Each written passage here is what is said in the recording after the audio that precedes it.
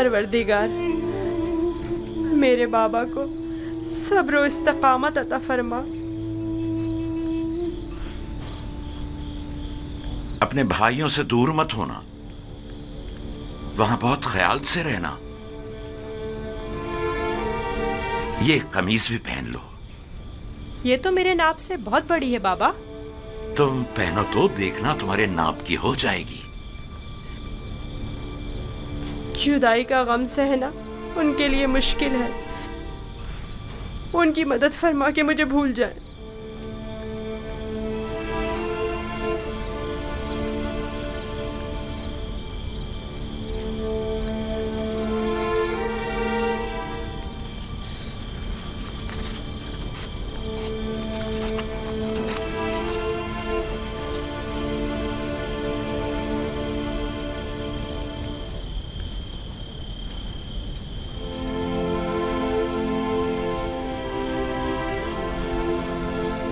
درود خداوند بر یوسف نبی۔ درود خداوند بر پیک حق فرشتہ وحی۔ کیا کر رہے ہو یوسف؟ بابا کے لیے نامہ تحریر کیا ہے، چاہتا ہوں پوتیفار سے درخواست کروں کہ اسے بابا تک پہنچا دے تاکہ وہ میرے حال سے آگاہ ہو جائے۔ نہیں یوسف، ابھی وہ وقت نہیں آیا یوسف۔ تمہیں اور تمہارے بابا یعقوب نبی کو اب یہ درد جدائی مزید سہنا ہوگا۔ اس کی وجہ پوچھ سکتا ہوں؟ بہت سی وجوہات ہیں۔ ایک وجہ تو تمہارے اپنے بھائی ہیں۔ یہ بتاؤ یوسف، تمہارا مقصد اپنے بھائیوں کو صدمہ پہنچانا تو نہیں ہے نا، یا ہے؟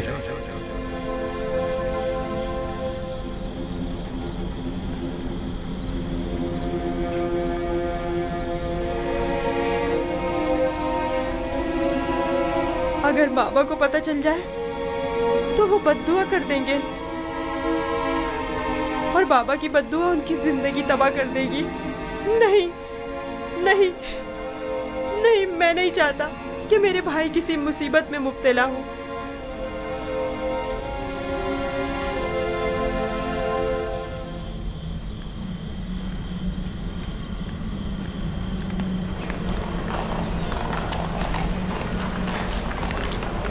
اگر یوزارشیف نہ ہوتا تو آپ کو کھیتوں میں نرسل کی کاشت کے لیے یا پھر معدنیات کی کانوں میں بھیج دیا جاتا۔ کل عالی جناب پوتیفار نے یوزارشیف کی درخواست پر حکم صادر کیا کہ آپ لوگوں کو کسی مناسب جگہ پر تعینات کروں۔ اب میں آپ سے پوچھتا ہوں کہ کیا کرنا چاہیں گے؟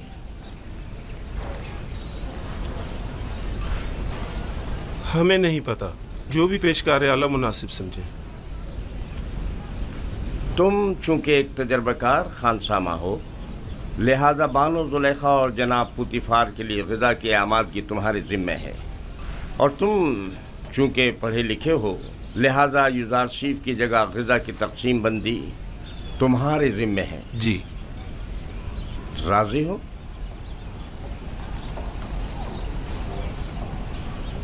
جناب پیشکار کا نہایت ممنون و مشکور ہوں۔ یوزارشیف کا شکریہ ادا کرو۔ اب دیکھنا ہے کیا کرتے ہو۔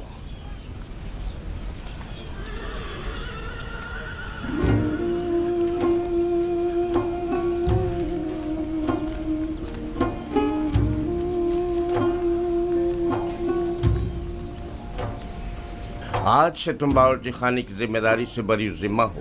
اب تمہاری ذمہ داری کو ہویا اور سوفر انجام دیں گے۔ چلو۔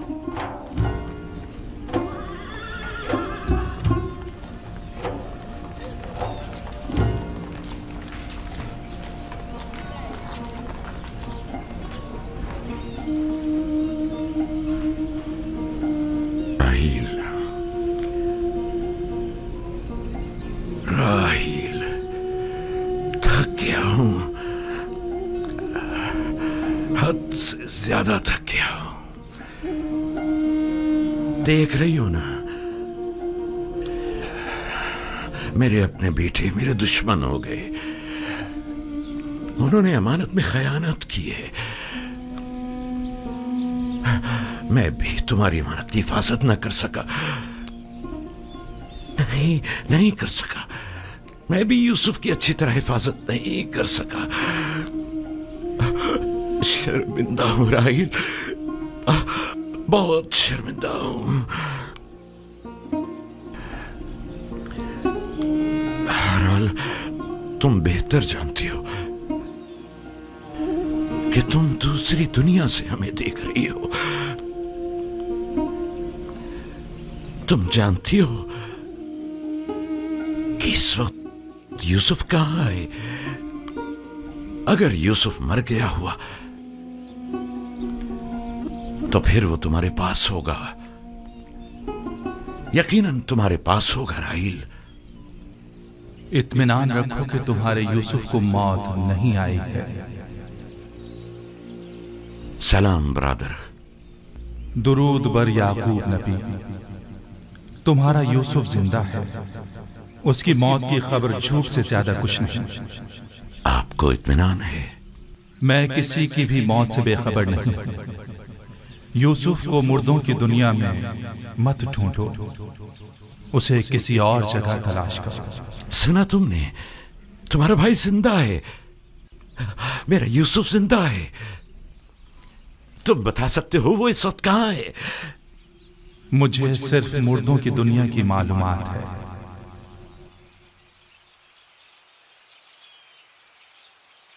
ये कौन था बाबा? पैके हक, फरिश्ता मर्ग इस्राइल। मैं तो समझता था कि इजराइल बहुत हैबतनाक होंगे। नहीं मेरे बेटे, सबके लिए नहीं। सुना तुमने? हमारा यूसुफ जिंदा है, वो मरा नहीं। हमें माफ करना राहिल, हमें जरा जल्दी जाना पड़ रहा है। सूरज गुरूब होने से पहले चलो बेटा।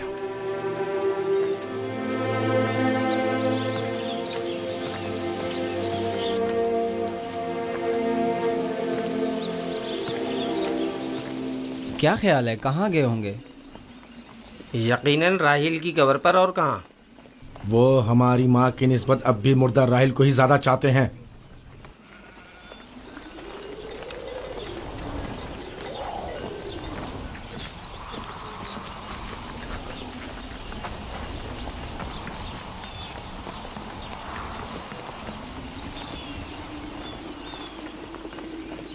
अब भी नहीं बताओगे कि अपने भाई पर क्या आफत आई है? हमने तो पहले भी बताया था, क्या फिर दोहराएं बाबा? तुम आखिर कब तक ये झूठ बोलोगे? यूसुफ को तो ना भेड़िए ने खाया है और ना ही मलकुल मौत से ले गया है। जब तक तौबा करके हकीकत नहीं बता देते तुम सबको नहीं बख्शूंगा।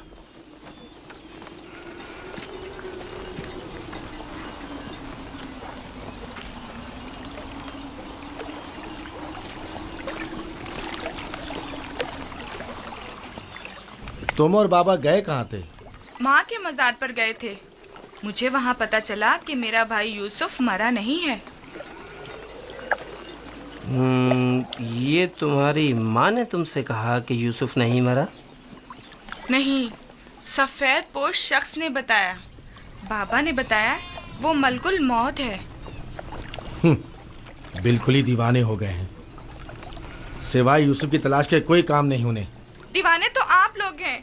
आप लोग झूठे हैं। आप लोग मुझे अच्छे नहीं लगते। बताओ भी। तुम जाओ बिन्यामीन।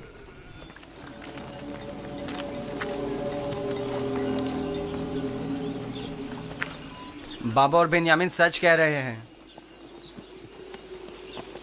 आखिर तुम लोग सब कुछ सच सच क्यों नहीं बता देते? देख भी चुके हो हमारा मंसूबा नाकाम हो गया और कोई नतीजा नहीं निकला। क्या कर सकते हैं, यूसुफ को गए मुद्दत हो गई, लेकिन बाबा ने हमें जरा भी तवज्जो नहीं दी। यूसुफ की जगह उन्होंने बिन्यामीन को दे दी। हम ये समझते थे कि वो हमें बड़ी तवज्जो देंगे। क्या तुमने कहा नहीं था कि जब यूसुफ को बाबा से दूर कर देंगे तो तौबा कर लेंगे? तो क्या अभी भी वो मुनासिब वक्त नहीं आया? अब बहुत देर हो चुकी। हम यूसुफ को वापस नहीं ला सकते। अब सच्चाई बताने से सिर्फ बाबा और कनान वालों की नफरत ही हमें नसीब होगी। अगर कहीं हकीकत आश्कार हो जाए तो फिर कनान में किसी को मुंह दिखाने के काबिल नहीं रहेंगे।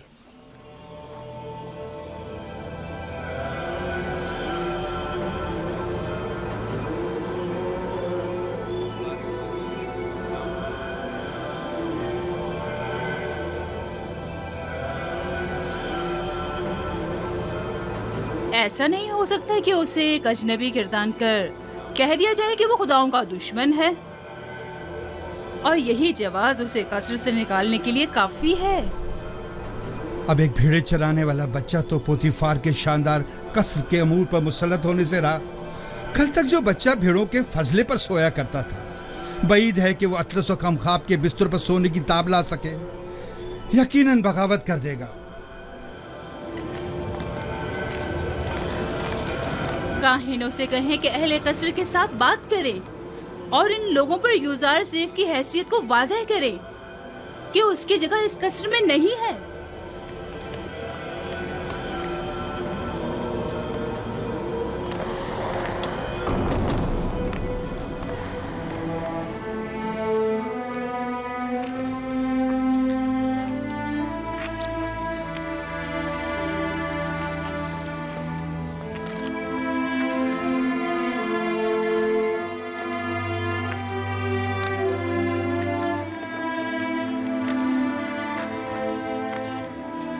مانو حضور، کل رات میں نے یوزار سیف کو کسی اور خدا کے ساتھ راز و نیاز میں مشغول دیکھا۔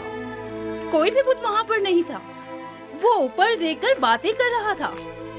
بہت خوب، آج رات مجھے دکھانا، میں خود نزدیک سے دیکھنا چاہتی ہوں۔ ضرور بانو حضور۔ اس سے بھی زیادہ عجیب بات یہ ہے کہ وہ دیوانوں کی طرح اپنے آپ سے باتیں کر رہا تھا۔ سب لوگ یوزار سیف کو ذہین و فتین کہتے ہیں، اور تم دیوانہ۔ وہاں کیا کر رہے ہو؟ گھاس چن رہا تھا۔ یہ پھولوں کو خوش کر دیتی اور اگر انہیں نکالا نہ جائے تو نہ صرف باغیچوں کو بدنما کر دیتی بلکہ… بس کرو، اپنا کام انجام دو۔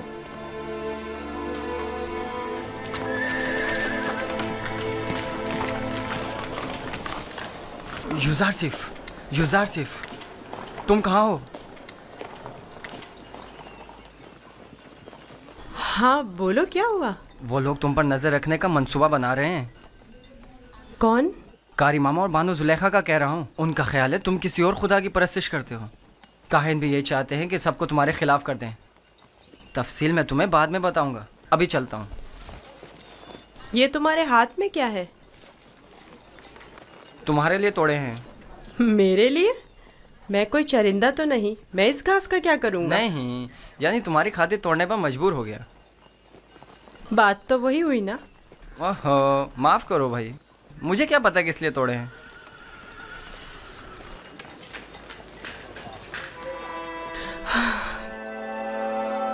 سپاس گزار ہوں، یہ تو تمہاری عنایت ہے جو مجھے میرے دشمنوں سے آگاہ کرتے ہو۔ میں کمزور اور لاچار بچہ ہوں، اگر تمہاری عنایات نہ ہوتی تو میں نابود ہو جاتا۔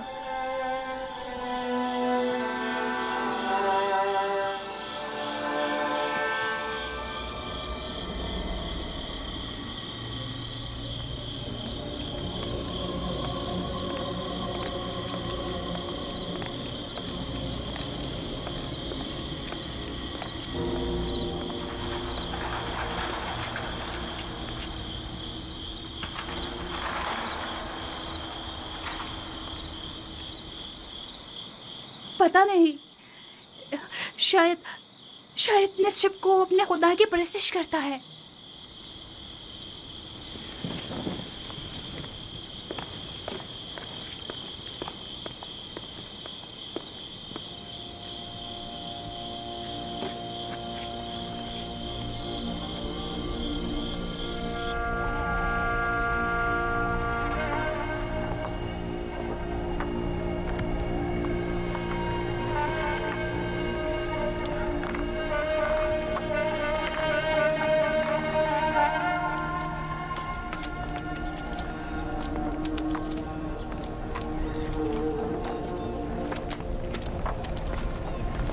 خدا ہمت دے۔ شکریہ لیا۔ لگتا ہے آپ کا یہ حجرہ تعمیر کرنے کا ارادہ حتمی ہے۔ میں نہیں چاہتا کہ اپنے بیٹوں کے ساتھ رہوں، میں ہمیشہ یوسف کا منتظر رہنا چاہتا ہوں۔ انتظار کب تک؟ یہ انتظار کب تک رہے گا؟ इंतजार मुसलसल, जब तक यूसुफ वापस लौट कर नहीं आ जाता उस रोज तक इस हुजरे में ही रहूंगा और उसी रास्ते पर कि जहां से वो एक रोज गया था पलके बिछाए बैठा रहूंगा। आराम नहीं करेंगे? खाने का वक्त हो रहा है। क्यों नहीं, आता हूं। बेनियामिन चलो बेटा।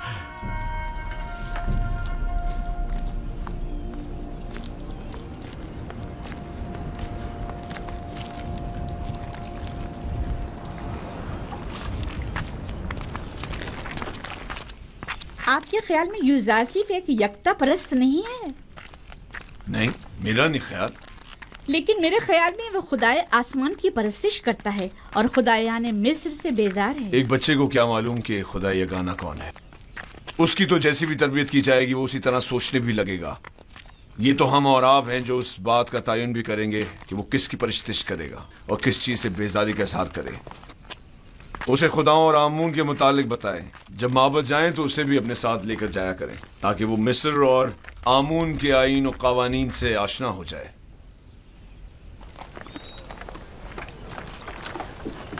हरकत करो।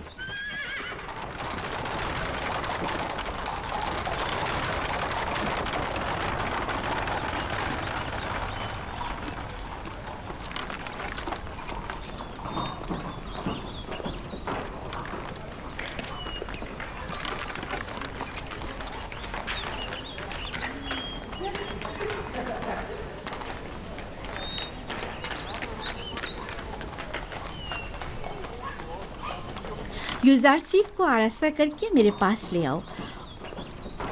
मेरा तख्त रवा आमादा करें, मैं शहर जाना चाहती हूँ। बानो जुलेखा का तख्त रवा आमादा करें।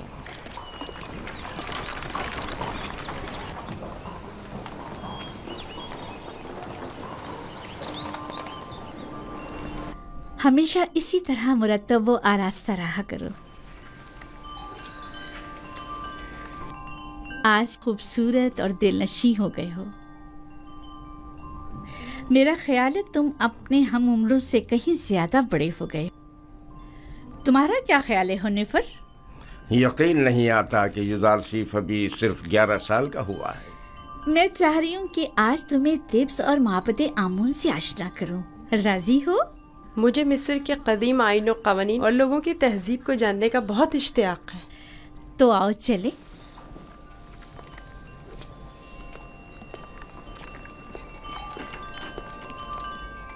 सुलेखा यूजारसीफ को अपने बेटे की तरह चाहती है, ना कि मुंह बोले बेटे की तरह। अपना काम करो।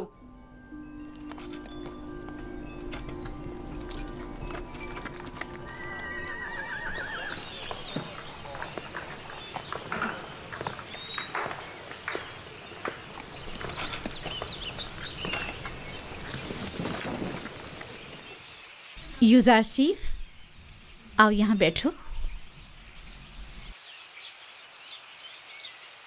क्या ऐसा नहीं हो सकता कि मैं सवार होने के बजाय पैदल चलूं? क्यों? तख्ते रवां पसंद नहीं तुम्हें या फिर दूसरों के दोष पर सवार होना पसंद नहीं?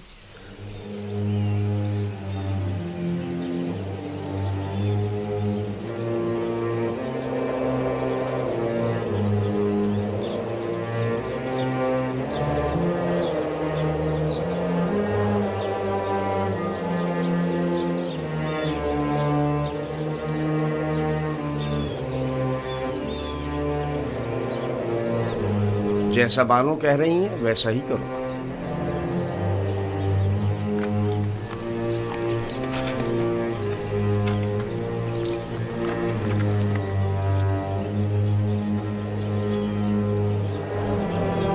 हरकत करो।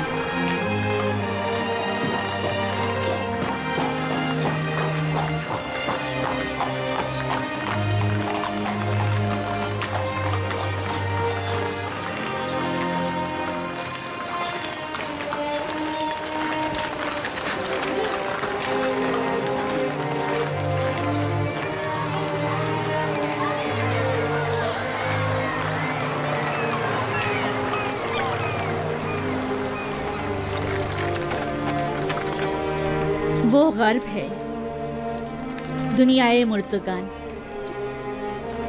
ہم اپنے مردوں کو مومیاں کر کے نیل کے مغرب میں دفن کرتے ہیں۔ غرب دنیا عجیب ہے، ہم اپنے مردوں کے ہمراہ لباس، طعام، مشروبات وغیرہ کثیر مقدار میں دفن کرتے ہیں تاکہ وہ مرنے کے بعد بھی زندگی کی لذتوں سے بہرہ مند ہوتے رہیں۔ کبھی کبھی چند خدمت کاروں کو بھی ان کے ساتھ ہی دفن کر دیتے ہیں تاکہ وہ ان کی خدمت پر معمور رہیں۔ یعنی جسم بوسیدہ ہو جانے کے بعد بھی پینے اور کھانے کا محتاج ہے؟ جانتی تھی تم یہ سوال ضرور کرو گے۔ ہر انسانی جسم دوسری دنیا میں جا کر بوسیدہ ہو جاتا ہے، مومیا ہوا جسم محفوظ رہتا ہے، لہٰذا روح جسم میں دوبارہ لوٹ سکتی ہے۔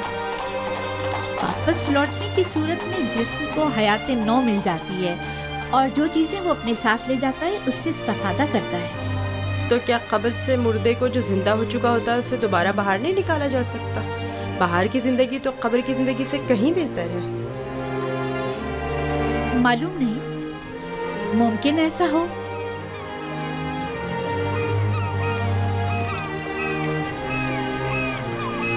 اگر ہمارا یہاں قیام زیادہ دیر کا ہے تو حکم دیجئے کہ تخت رواں کو نیچے رکھ دیں، یہ لوگ تھک گئے ہوں گے۔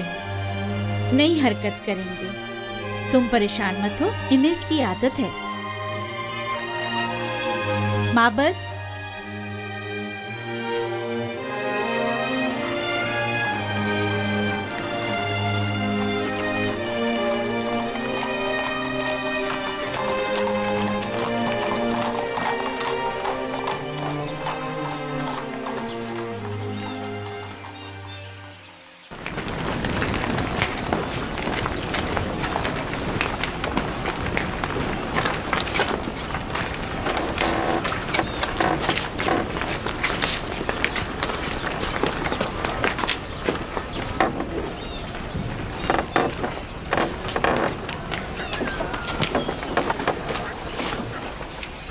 یہ معبد آمون ہے۔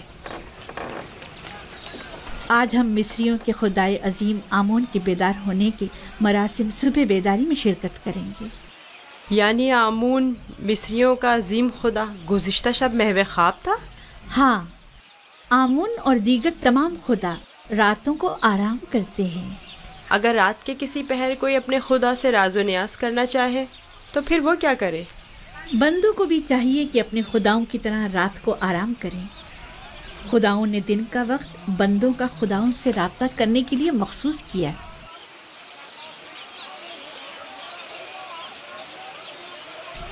اندر چلے۔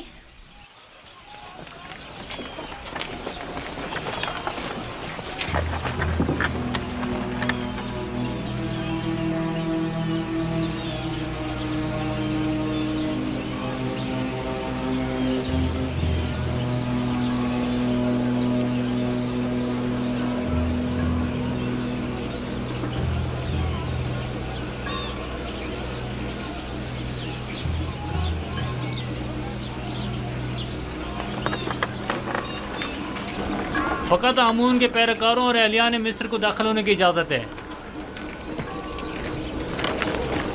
غیر متعلقہ افراد کا داخلہ ممنوع ہے۔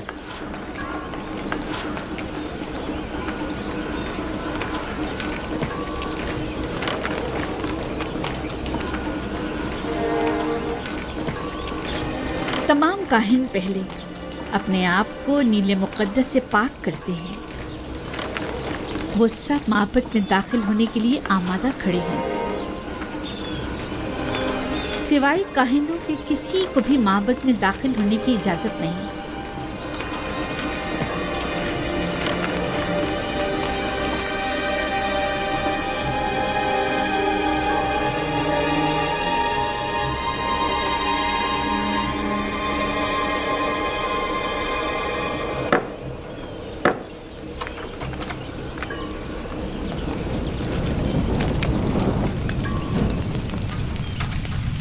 ان چیزوں سے آمون کو غسل دے کر پاک کیا جاتا ہے، اس کا لباس تبدیل کر کے آراستہ کیا جاتا ہے اور بہترین عطر سے معطر کرتے ہیں اور اس طرح اسے عبادت کے لیے آمادہ کرتے ہیں۔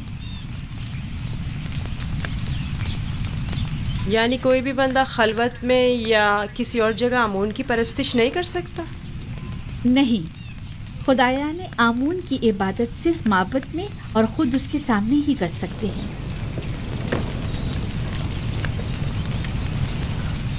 لیکن میں نے تو سنا ہے کہ خدا ہر جگہ موجود ہے۔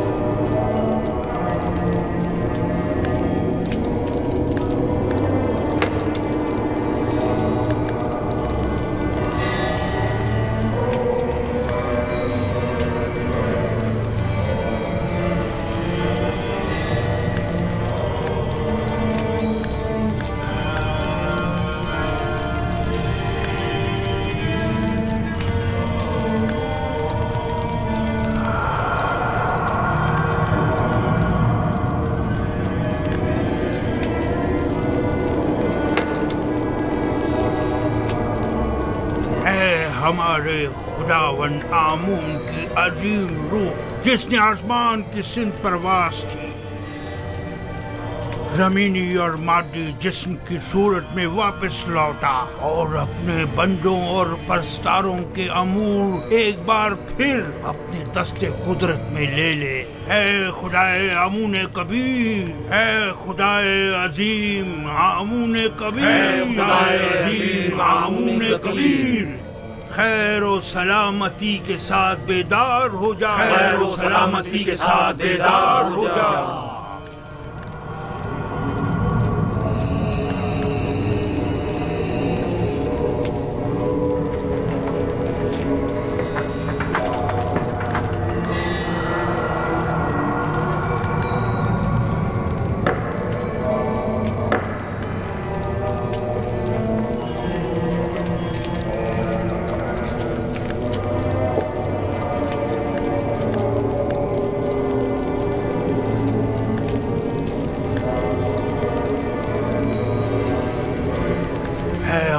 عظیم، ان نذرانوں اور قربانیوں کے جوہر اصل کو قبول فرماتے ہوئے تناول فرمائیے اور انہیں زمین والوں کے لیے متبرک کیجیے۔